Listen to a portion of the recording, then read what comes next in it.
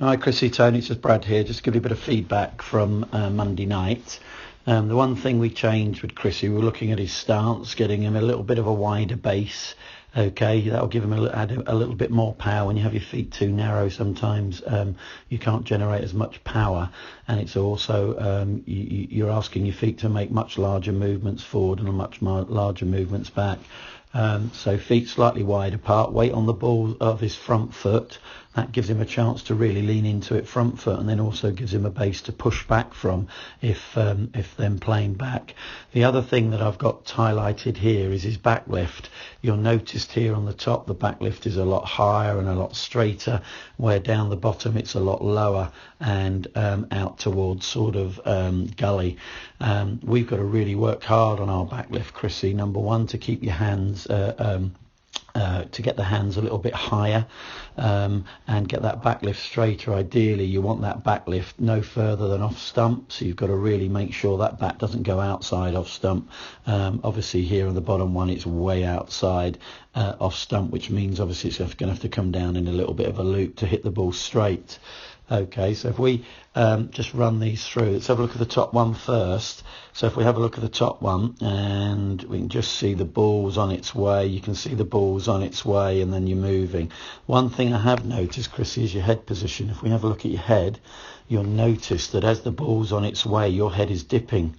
So you've got this light little trigger movement where we slightly drop the back lift as well. So if you have a look at the back lift, if I put the little spot there, the top of the back lift, so the ball's on its way, we slightly drop the back lift, and then we come through to play. The back comes through back to the normal height. If I get rid of those, the back comes back to the normal height, Chrissy. So if you have a look, there's your starting point. The ball's on its way, we drop it, and then it comes back to where it is. So it's not a major issue as long as that happens consistently.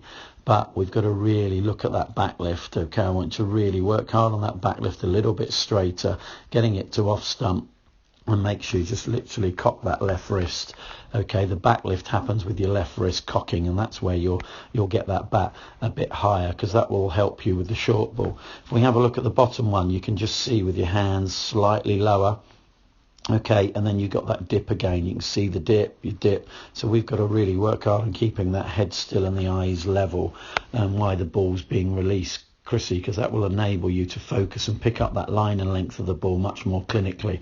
If your head is moving and your vision is moving, your eyes are moving, you're not going to pick up that length as quickly as you will with the head still and eyes level. So that's something to work on. The other thing is here, if we have a look here, is that to take on the short ball, you need to get your hands a little bit higher. So if you've got your hands on that line there, anything now that bounces higher than your hands, okay, on that line where the yellow line is, you're going to end up having to hit it from low to high. You're going to have to hit it up because your hands are a lot lower.